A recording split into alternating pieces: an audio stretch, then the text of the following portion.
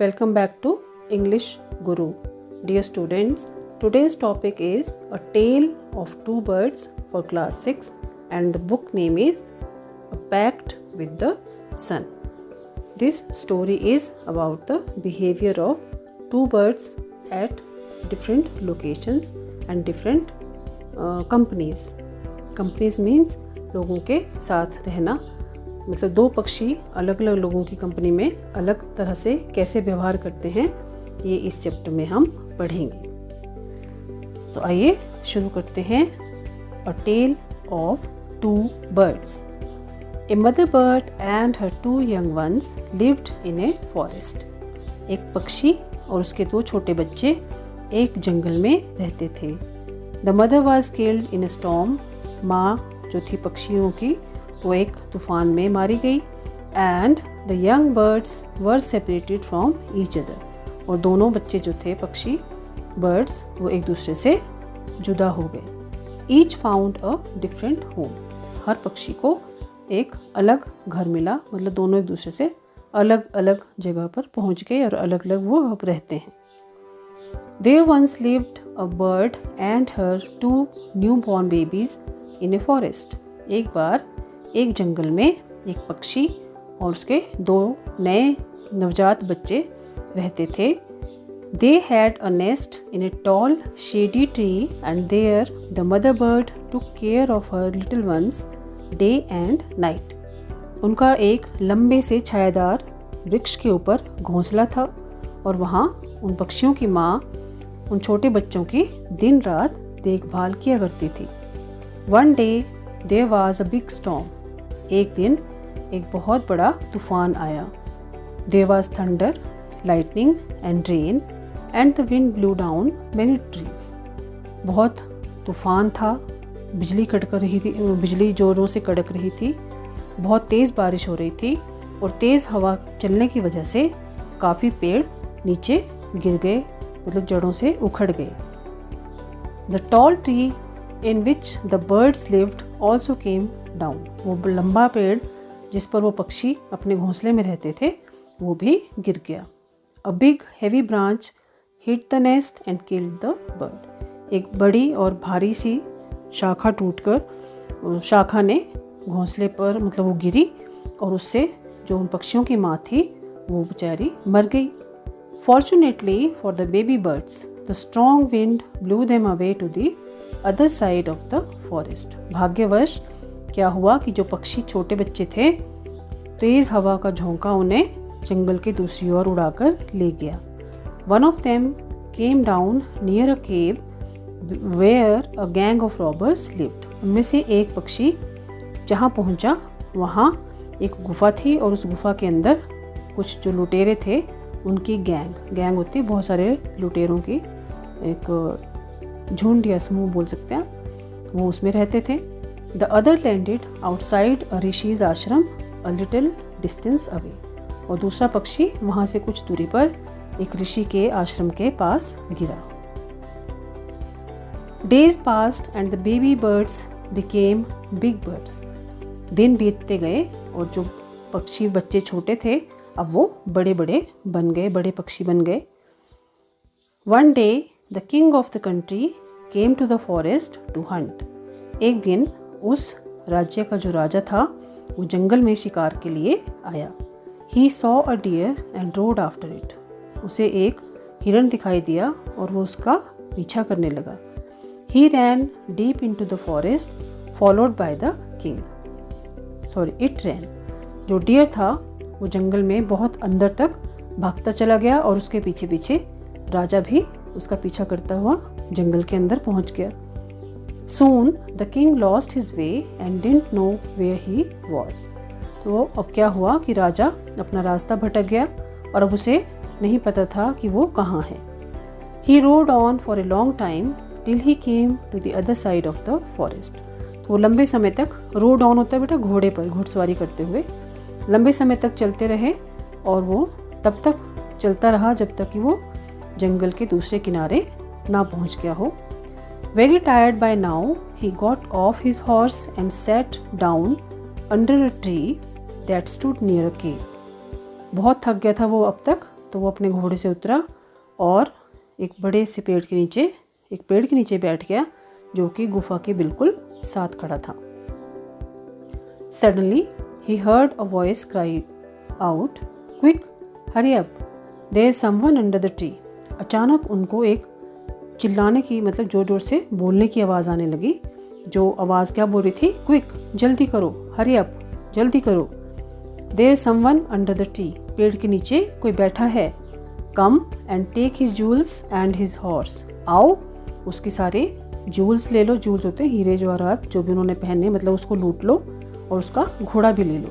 Hari or else he'll slip away, जल्दी करो नहीं तो वो भाग जाएगा। The king was amazed, राजा बहुत हैरान हुआ। He looked up and saw a big brown bird on the tree under which he was sitting. उसने ऊपर देखा तो क्या देखा कि एक बड़ा सा ब्राउन कलर का पक्षी पेड़ के ऊपर, जिस पेड़ के नीचे राजा बैठा है उस पेड़ के ऊपर वो पक्षी बैठा हुआ था और ये सारी बातें उस पक्षी ने बोली थी। He also heard faint noises issuing from the cave. फिर उन्हें गुफा के अंदर से धीरे धीरे आवाज़ें नज़दीक आती हुई भी सुनाई दी। तो राजा समझ गया कि उस पक्षी ने किसी को बुला लिया था। He quickly got onto his horse and rode away as fast as he could. तो वो जल्दी से राजा अपने घोड़े पर बैठा और निकल पड़ा वहाँ से। जितना फास्ट वो जा सकता था उतना फास्ट उन्होंने घोड़ा दौड़ाना शुरू कर दिया। The king was amazed to hear a similar voice again. अब राजा फिर से सेम वैसी ही आवाज़ सुनकर फिर हैरान हुआ। He came to know the bird's true story. फिर उन्हें राजा को उन पक्षियों की जो असली कहानी थी वो उन्हें पता चली। He met the rishi who explained the behavior of each bird. फिर वो उन ऋषि से मिले जिन्होंने दोनों पक्षियों के व्यवहार के बारे में राजा को एक्सप्लेन किया, उन्हें बताया। तो अब हम पढ़ेंगे उस दूसरे पक्षी के बारे में जो भी छूट गया था अपने दूसरे बर्ड से। Soon he came to a clearing which looked like an ashram. तो जल्दी ही राजा एक ऐसी जगह पहुंचा जो कि बाहर से देखने से एक आश्रम प्रतीत होता था। It was the Rishi's ashram. ये एक ऋषि का आश्रम था। The king tied his horse to a tree and sat down in its shade. राजा ने अपने घोड़े को एक पेड़ से बांधा और पेड़ की छाया में विश्राम करने के लिए बैठ गया। Suddenly he heard a gentle voice announce. तो अचानक राजा को एक बहुत ही मधुर आवाज़ बोलती हुई सुनाई दी।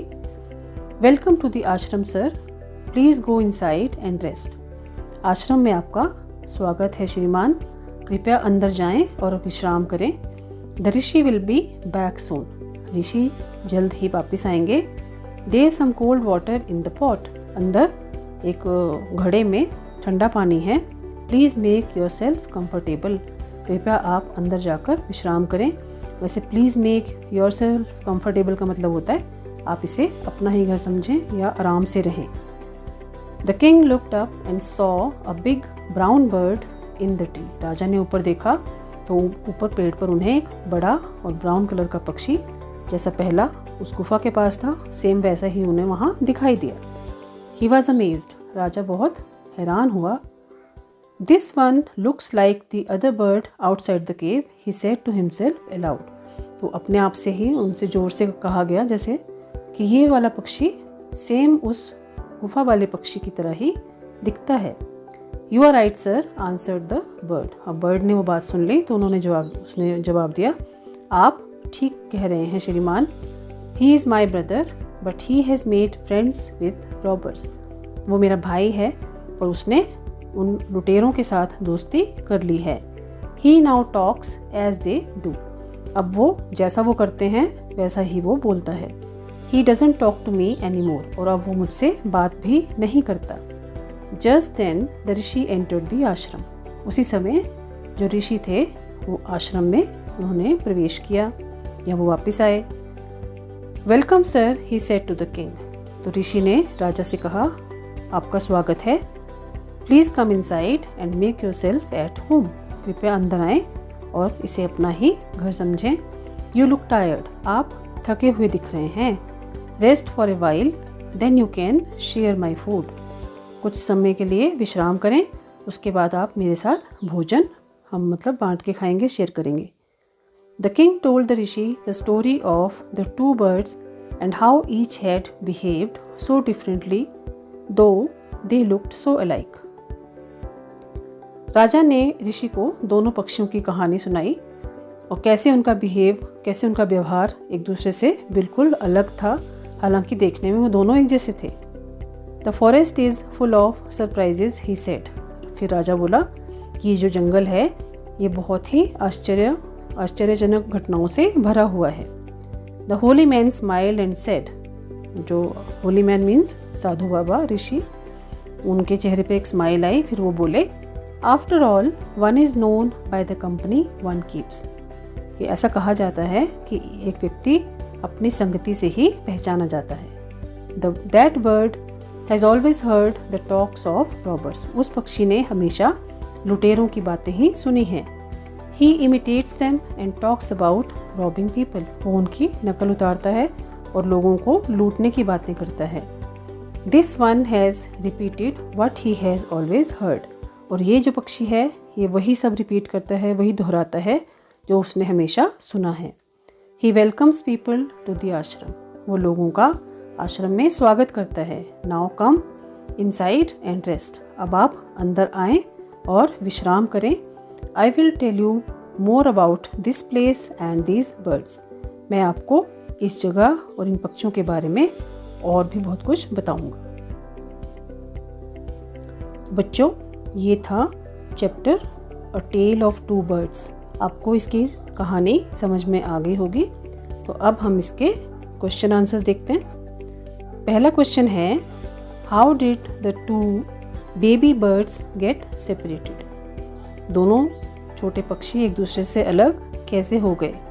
तो इसके उत्तर में आपने लिखना है, one day there was a big storm and the wind blew down many trees including the tall tree in which the birds lived. यानी कि एक दिन एक बहुत बड़ा तूफान आया और जो तेज़ हवा बह रही थी उसने कई पेड़ों को, जिनमें कि उन पक्षियों का जहाँ घोंसला था वो वाला पेड़ भी वो ढह गए।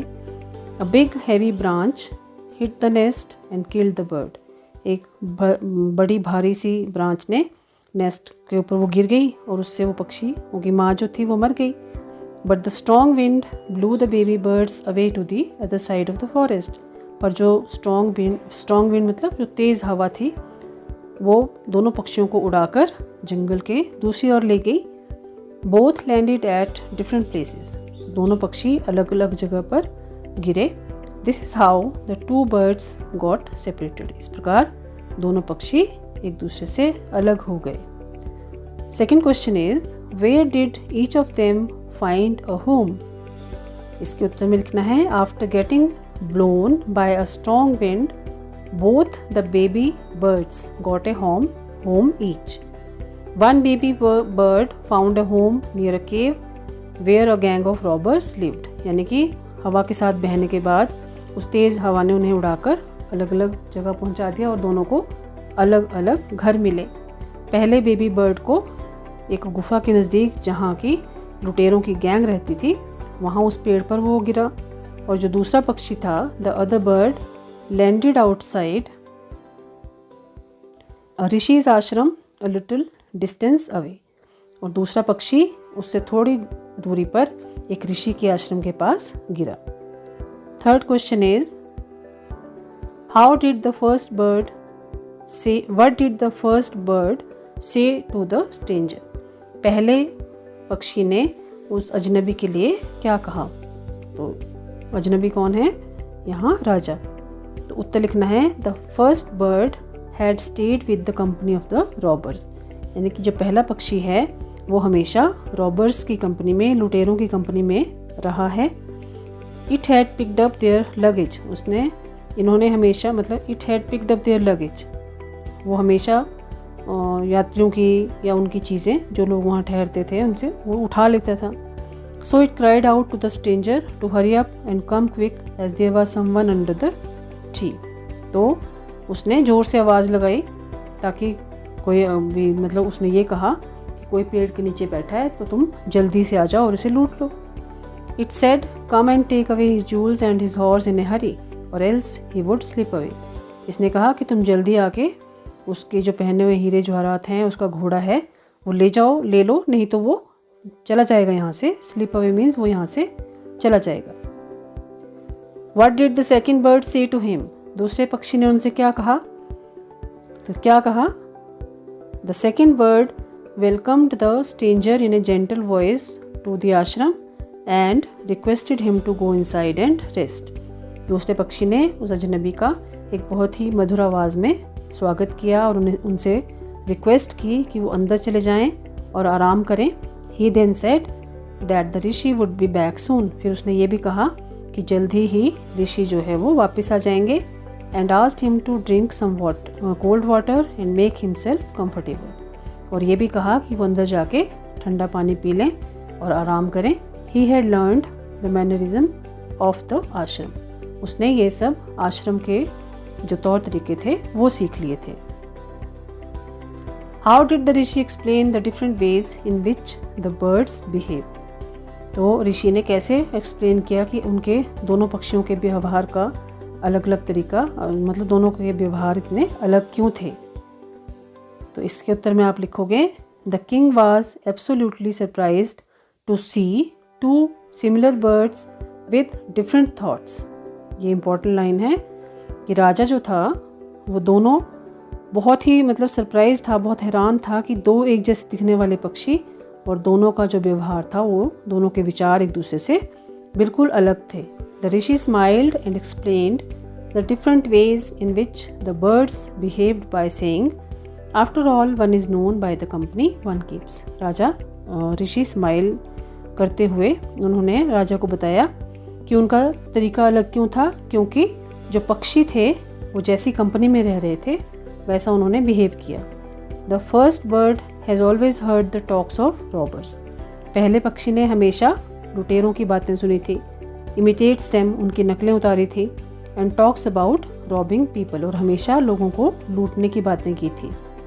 The other bird repeats what he always hears and so welcomes people to the ashram. और जो दूसरा पक्षी था वो वही दोहराता था जो वो लोगों को आश्रम में कहते हुए सुनता था, इसलिए वो लोगों का आश्रम में स्वागत करता था। नेक्स्ट क्वेश्चन है 6th क्वेश्चन बच्चों, which one of the following sums up the story best. इनमें से कौन सी बात कहानी का सबसे अच्छा सार बताती है। तो ये आपने अभी हमने ऋषि ने कही थी बात, one is known by the company one keeps, ये इसका उत्तर आएगा। और आप लिखेंगे कि this line sums up the story best, one is known by the company one keeps.